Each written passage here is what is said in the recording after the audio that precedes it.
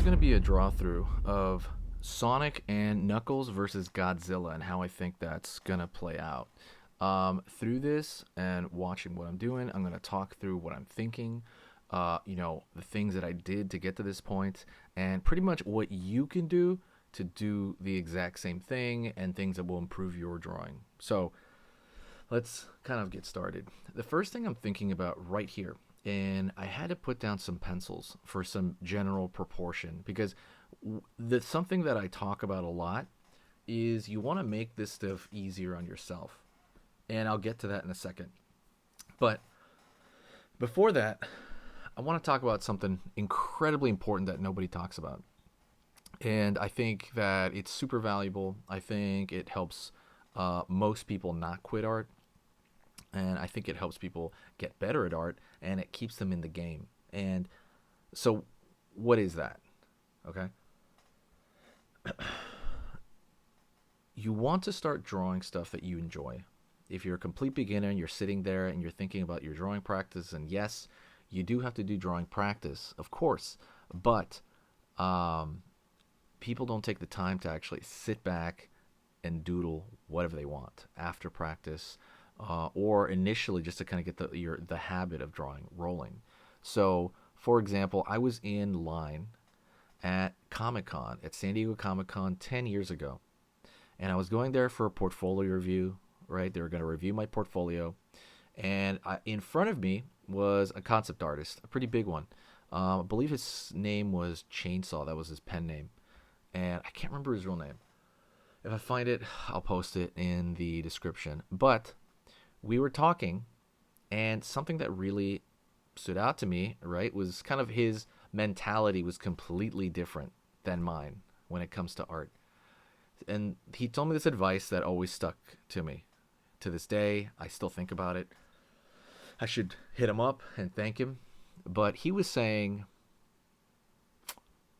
think about what's cool. Like, ask yourself that question when you're drawing something, especially if you're drawing an idea from your mind, and ask yourself, wouldn't it be cool if dot dot dot, right? Wouldn't it be cool if Godzilla met Sonic? That was my what if. That's why I drew this for this. I drew this for myself, not for anybody else. I think this is fun to do. Wouldn't it be cool if, right? Maybe in another drawing, a future drawing, drew Supersonic is hitting Godzilla. You don't know, right? It's a lot of these what if ideas, and what that does is it keeps you excited, or it motivates you, and keeps you engaged, so that you can kind of do this stuff later on if you can't do it currently. But let's just say you're drawing, let's say you're drawing like you're practicing your head drawings, right? Or you're practicing your perspective and you're thinking to yourself, I'm kind of burnt out, right? Let's say you've been doing it for a couple hours or, an hour, and you're like, oh man, your brain drained. You're like, this is tough. What you should do later on that day, if you have the time, and even if you don't, set a timer, draw for yourself. Get a sketchbook that where you don't cherish those drawings that much, and completely draw for yourself, right? Going over here, and what I'm doing with this Godzilla right now is I'm inking out kind of the outer perimeter, the general lines on this, just to kind of focus on drawing for a second. I'm doing the outer perimeter so that I have fun with the rendering, which I like. I like drawing the scales. I like drawing details like that. But with the pencils, right, I did the pencils for proportion so that I don't have to think of the proportion as I'm doing this. All I got to think about is the tension in Godzilla's face, and, like the scales and things of that sort, right? I made it easy for myself. And now, even with these lines here, I'm drawing kind of the outer perimeter lines, right? And he is behind Sonic. And then I'm kind of like, gonna mess with that outer perimeter. I'm basically trying to make things as safe as possible. I'm not taking a huge risk in the sense that, I didn't put up any pencil lines, or I don't have a concept and just throw stuff out of my head. This one, I wanted to keep it safe.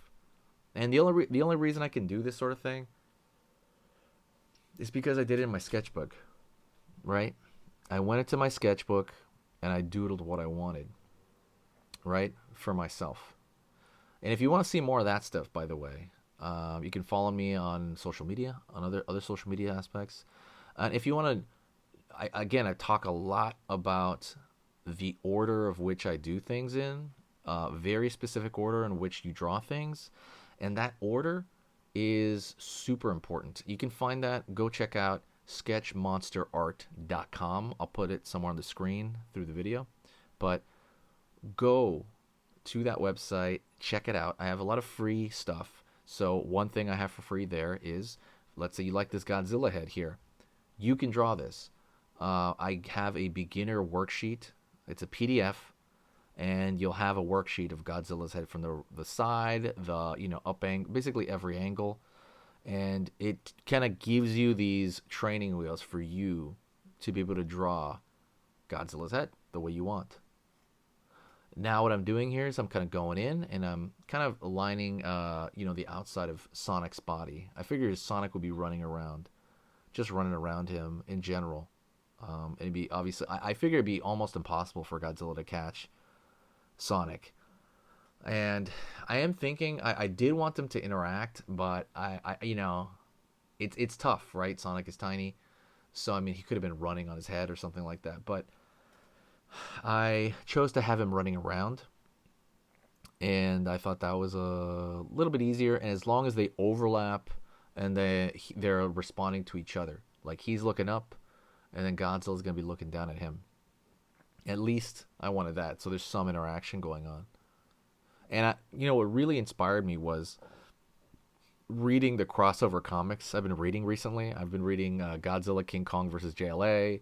I was reading the JLA versus crossover with the Sonic universe, and I was like, okay. I mean, eventually they're probably gonna make Sonic and Godzilla, so I was like, I might as well do it now, just like some art.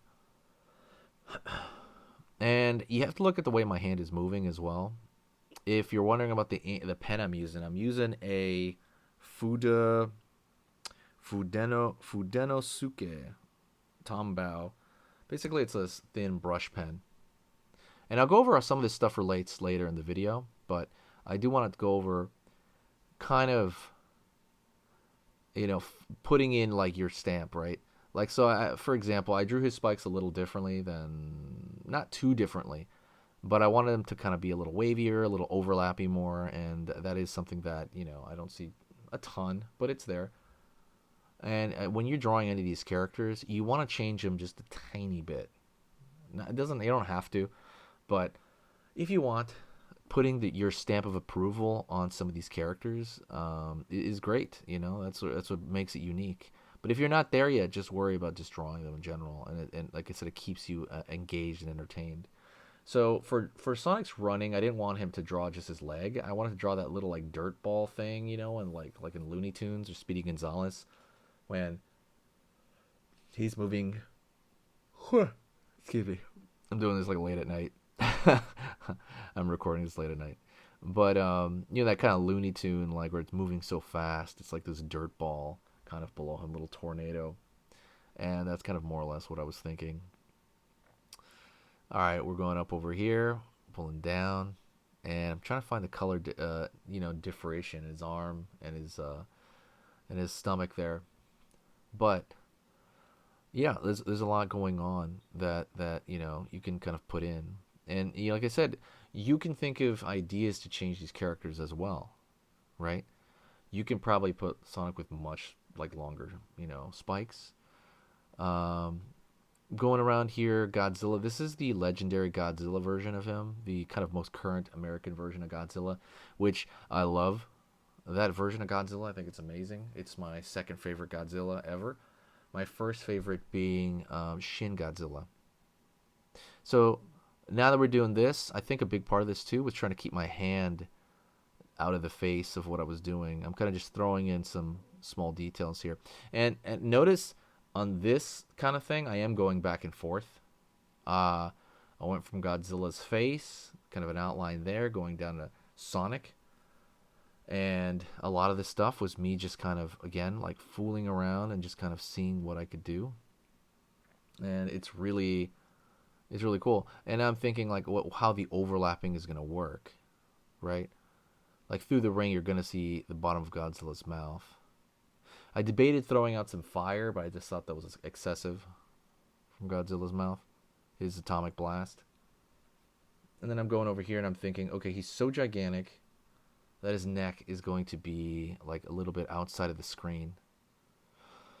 Let me know, by the way, if you like these better. I'm basically recording in a different way right now. I'm recording, it kind of in a sense, I'm recording after the drawing, not during, right? So I can just kind of focus on one thing at a time, which relates to this as well. I was originally going to draw a character inside of Godzilla's mouth, but then I was like, I just think perspective wise, I think those characters are too small, you know? So I decided to kind of change that up and do something else. And that's pretty much where we're at right now. I decided to fully kind of just kind of dedicate my time to just kind of talking and talking through aspects of this. I ended up doing this in 3 chunks. I recorded in 3 chunks because I thought it was important to do that way. Well, I thought it was easier for everyone involved. All right, pulling up over here, and I want his tongue to be kind of sticking out there. And I think that the tongue is another thing I'm struggling with here is how much dark to put in. I didn't bring in a larger ink. I should have another. I would normally bring in a larger brush ink to kind of throw in a lot of darks in this, but I chose not to on this one. I chose to make it mostly line art, and I know that's something that can confuse people sometimes. I think I've been pushing more toward throwing a tremendous amount of darks into certain areas. I think that's been incredibly rewarding. So a lot of that is stuff that I think everybody can kind of relate to.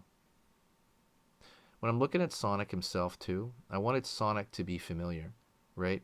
I remember that what was that point? What was it like a few years ago for the first Sonic movie where they changed Sonic's design so much that everybody did not like it. I don't know if anybody remembers that, but that was a really wild time where people were just like, insulting that version. That must have been kind of hard on whoever did design Sonic. But yeah, that was amusing.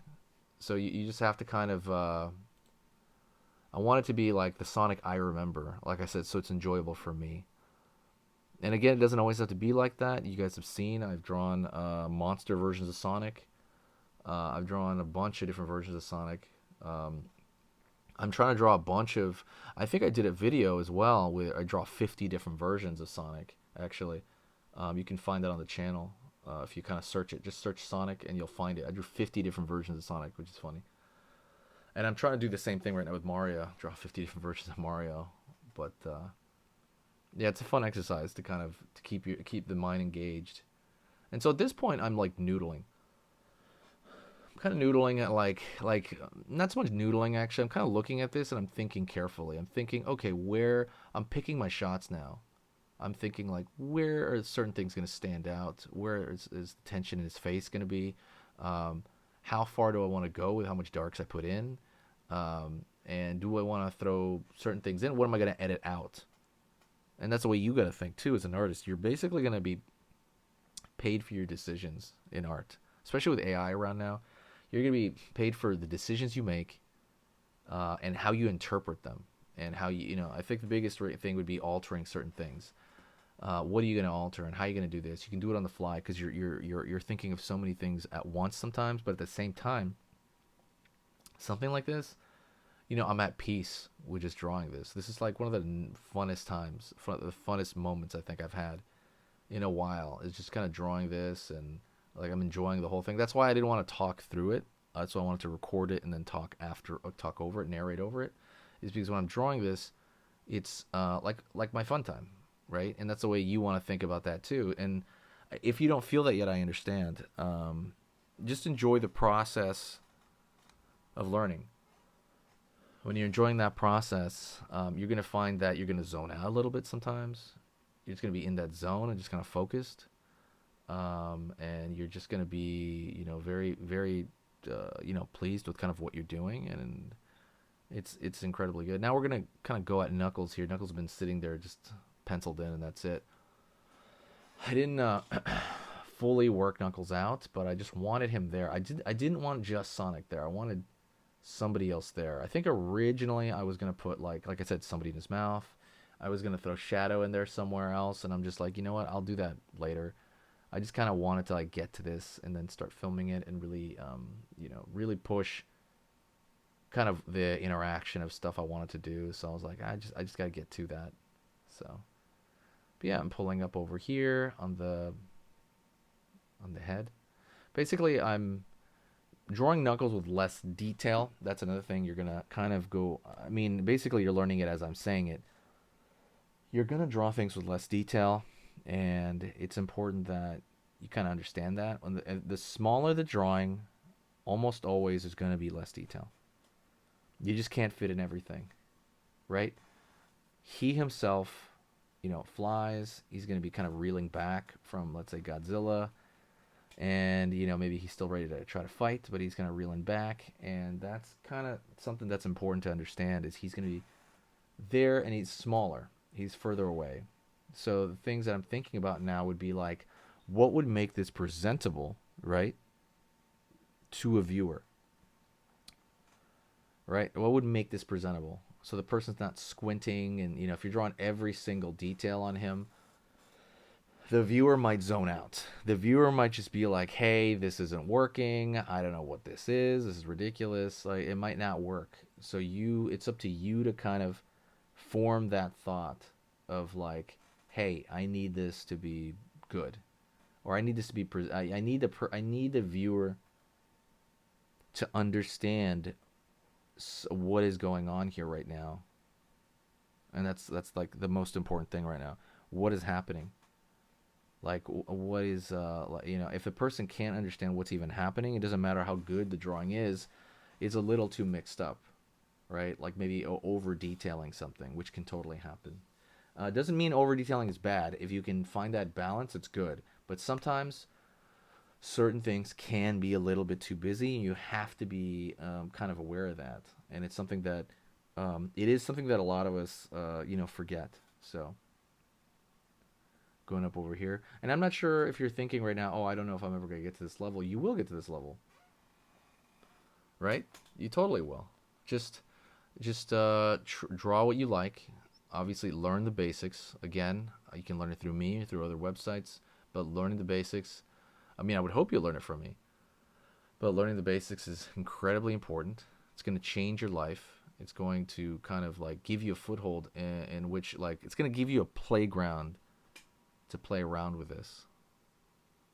And it's just something that, you'll have to like learn as you go along. But the most important thing right now, if you're not there yet, is not losing hope. Keeping that spirit, finding a teacher online, finding a teacher in real life would be good too. Like a good art teacher, you have to see their art, and if you like it, you're like, okay, right? And just kind of focusing on that. Right now, see, I'm adding some darker areas now. And these darker areas are, again, for the viewer. You're adding graphic shapes. Right here, I'm drawing a thin line over here for that snake belly, but you're adding graphic shapes so that the viewer can understand it at an instant, because that's what they're going to do. Most people are going to look at your stuff for like a quick second, a couple of seconds, and that's it. And go, oh, wow, that's good. And then boom. Even it's funny that we're thinking that way, right? Because we're drawing for hours and hours, and that's what we're doing it for. But, I mean, it's true. Going here, Knuckles' shoe, kind of drawing that. I do have to draw small. His shoe is tiny. So that's quite, that's quite a, thing going on, dilemma in a way. Going over here now, pulling down, and what I'm doing is he's got like a Lego on the top of his foot, which is funny to me. And we're drawing the shoe itself. And a lot of this stuff right here is kind of the icing on the cake now. We're kind of just getting on to the end of the details. What I want you to do is I want you to ask me a question if you listen to this point. This is like a long point, right? Most people don't listen to any music video. Most people don't listen to any YouTube video for longer than a few seconds, I think, right? But you've been here for a while. So ask me a question that you have, and I'm going to address it, okay? Most people don't get the chance to do this. A lot of people are hard to reach. A lot of professionals don't reach out to other people, but I will. You just have to ask it in the comments. And I'll either throw in the answer in the next comment, or I'll throw it in the next video. But that's something that this is for you. I'm basically here for you. Well, I'm doing this for my own enjoyment, but at the same time, I'm here answering questions. I'm putting this online for everyone else. So it's just something important to kind of recognize. I grew up not being able to draw. I started drawing at 19, so that to be able to draw and learn to draw at such a late age is incredibly, it's a huge deal for me, right? It's a huge deal. It let me know that things are possible, because I think some people go, just like I did, will go through life and think, oh, they can never do anything good. They'll never be good at anything in particular. But, you're in a different time now. I'm in a different time now. Forgive me. And if you can relate to that, yeah, it's important to kind of understand that this stuff is incredibly possible, and you don't want to put a lot of pressure on yourself when you practice. That's why I recommend, which is what I said at the start, to sketch for yourself after you practice. Just kind of doodle whatever you want after you practice. When you do that, you find it rewarding. I find it absolutely worth the time that was put in, because I have that time to play around, just to mess around. You want to split your time between playing around and playing with your art skill, and then actually working and actually trying to learn and understand that you're doing stuff that, like perspective, right, can be kind of like math, right? Some people find perspective very boring, but it can kind of be, yeah, kind of be like math, right? Like it is for me sometimes. And when we do that sort of thing, it's absolutely guaranteed that you're gonna kind of like, well, you're more likely to stick with it as well if you're doing it more. So you just kind of, and now honestly, I'll say this: I like doing this, but I don't feel the incredible highs and lows that I used to feel when I was drawing before. Now it's just like, okay, this is good. This is just what I do. I have a sense of self-satisfaction while doing it, and I wouldn't be doing anything else. And there you go. That's kind of like where you want to be. You want to be in that exact same place. So something that I'll leave you with this. Okay. Sometimes I didn't want to keep going because I thought, oh, what's the point? I'll never be able to do this, right? And that's a lot of people. Okay. Fine. I'm sure you're good at something. If you're not, this is your first skill. Do it. Um, Doing this stuff over and over and over again, if you're not putting a lot of pressure on yourself, becomes easier over time. Your mind starts to relax while you're doing this. If you have any tension, some people go through it and it's a piece of cake. They've learned other stuff and they just do this and like, oh yeah, they just blast right through it. They learn so much so fast, and some people don't.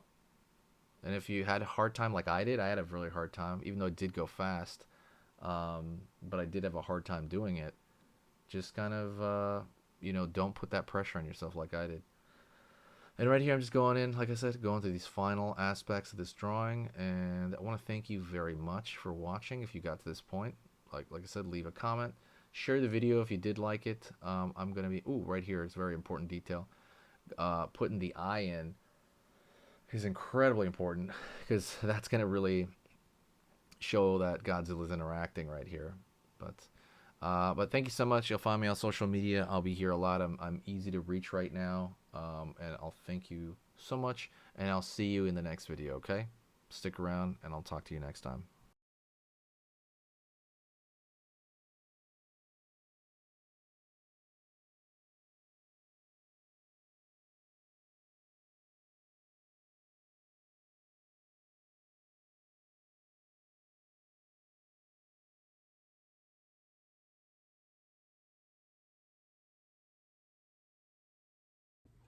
Okay, so that was amazing. You finished this lesson, but keep it going. Keep the art practice going by clicking this video right here. It's going to be within the same theme, and you want to keep it rolling to get better and better and better and get that art flow going. So click right here.